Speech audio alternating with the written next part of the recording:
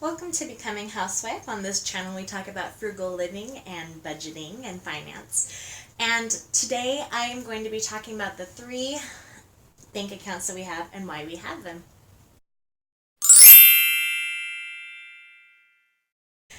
Okay, Angel asked a question on one of my fun-filling Fridays, and I'm going to read it to you.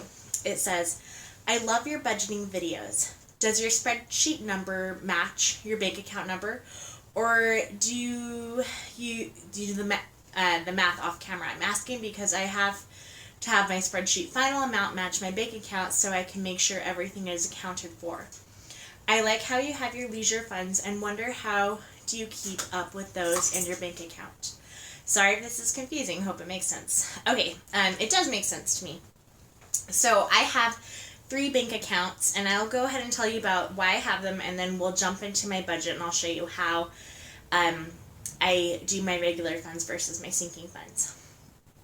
Okay, so when my husband and I got married, we both had a basic account at Wells Fargo, and we both had direct deposit set up into our bank accounts. So instead of combining and having one new bank account, it was just easier for us to add the other person onto our bank accounts. So I still had my account, he still had his account, and we just made it so that we could both, he could access my account and I could access his account. So when we logged in online, it would show both accounts.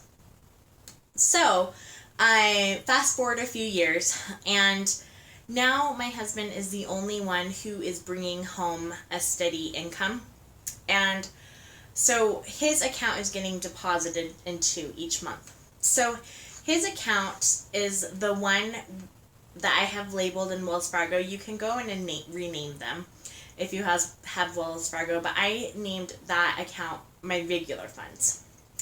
And my regular funds account is the one where all of my regular expenses come from. That's the one where my bills come from. That's the one where his checks are deposited into. And then when I stopped using my account for direct deposit because I quit my job to stay home with my babies, I changed the name of my account and I called it sinking funds. So I still have my account set up, and what's really nice about Wells Fargo is you can transfer from one account to the other without any sort of fee or any sort of, like, it just automatically does it. You don't have to wait for it. So my account is now called sinking funds. So my total balance on my sinking funds account matches the balance on my spreadsheet of my sinking funds, and the balance on my regular funds account matches the balance at the bottom of my spreadsheet that shows how much we have left over after we have filled all of our sinking funds. I'll go ahead and show you guys that right now.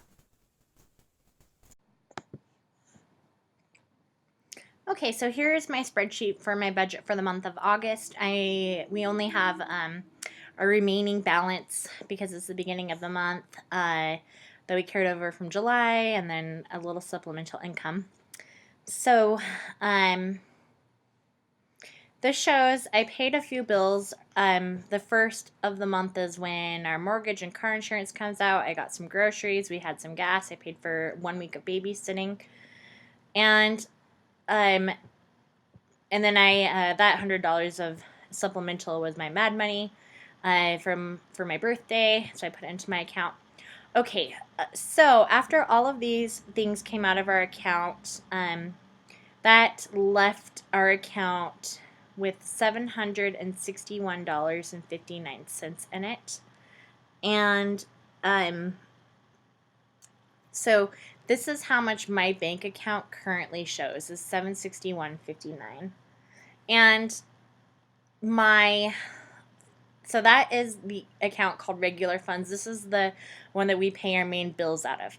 So this is initially my husband's bank account, and then my bank account is the one that I have titled sinking funds, and this has our regular sinking funds in it, which is $2,078.83, plus our leisure sinking funds in it, which is $2,369.53.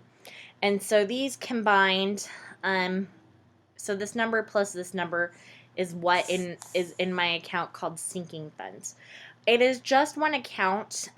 It's not, so I don't have separate places for each of these numbers. I just know that these two numbers added up equals around $4,500.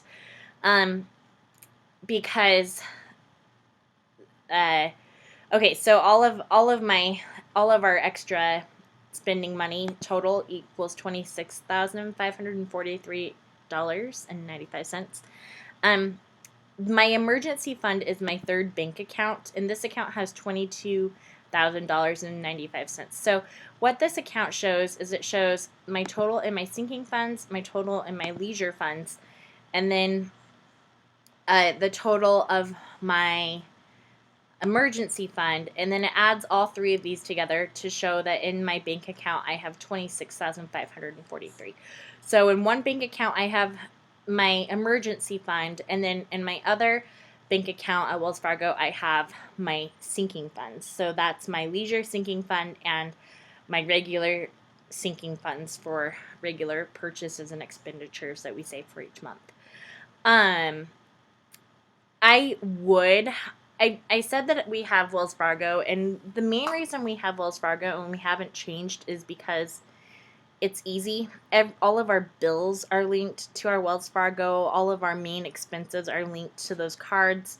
However, I do not personally endorse or like Wells Fargo.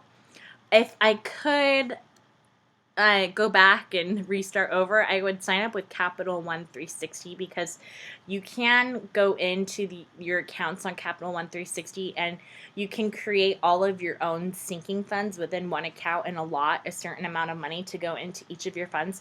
So that seems like the ideal situation, but for me, mostly out of laziness, we keep our Wells Fargo accounts, and I just know that whatever 26,000 minus this 22,000 number is, that's about how much I have in my leisure funds, or in my sinking funds, my account called sinking funds. So whenever I pay for something, for example, I bought my husband $72 worth of golf games at a golf course for his birthday. And so what I did is I went into my sinking funds account and I transferred $72 into my main Wells Fargo account, and that's where the money came out of. So I transferred $72 from sinking funds into my regular funds account, and that's the regular funds account is the account where it takes out all of the money. Another reason, just on the Wells Fargo topic, the main reason I really don't like Wells Fargo is because before we started getting a lot of money in my bank account, the account called sinking funds, before we actually started saving for sinking funds, because that account before I had been making, it had been receiving paychecks each month.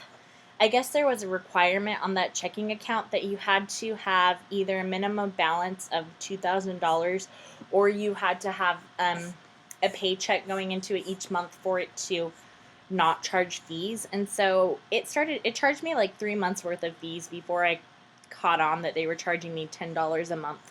This was before I started budgeting, but they charged me $10 a month because I didn't have enough money in my bank account because I hadn't met that $2,000 minimum. And I think that's ridiculous. I think it's really stupid that a bank would charge you money for not having enough money in your account. Like, how scummy is that? That somebody who doesn't have money in their account, they're charging them because they don't have enough money in your account.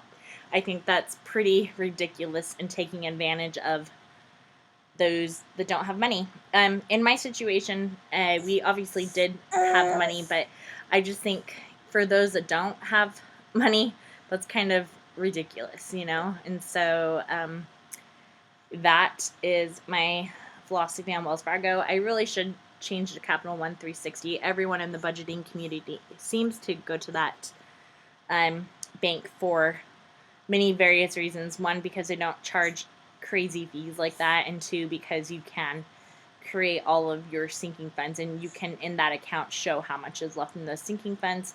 But for me, I just know that these numbers all add up and they equal 2,369 plus 2,078, and those two numbers combined, that's what I have in my sinking funds account. And so when I change these numbers, my sinking funds account also changes. Okay, so that is that. Okay, so my husband and I have our third bank account at a credit union because the main reason actually is because I put half of our emergency fund in a CD. We have $20,000 that we have set aside in our emergency fund, and I feel like the likelihood that we'll need to pull out the full 20,000 is not very high. So I actually put 10,000 into a CD. The reason for this is because when you get into a CD, it only penalizes the month that you would accrue interest for. So you get to, there's not a big penalty if you have to get into your CD early. So half of my sinking funds that my husband and I have are accessible to us. We can get it during business hours, and that's $10,000 that we have accessible. The other half is locked up into a CD. And after the past 2 or 3 years, it's grown about $100 of interest a year. So now we have $10,300 in that account. And although it's not a huge amount, Dave Ramsey doesn't suggest you put your emergency fund, like he doesn't suggest that you put it into any sort of investments types of things because it needs to be accessible. But I decided a CD isn't a huge high risk investment type of situation at all, and so I put it in a CD, and I haven't had to touch it at all, but that CD now has $300 more in it, which is nice. I mean, who doesn't want an extra $300? So those are the 3 main bank accounts that I have, and that is how I use it with my budgeting. And I hope if you guys have any questions, I would love to answer them for you. If you see anything on my budget that you're wondering about and I can help you, let me know. I love to talk budgeting. I love to talk frugal living. And I hope you all have a terrific day. Bye. Don't mind my messy bookshelf. My son pulls out my books at least once every day. My 1.5-year-old likes to come over and he likes to read Mama's books.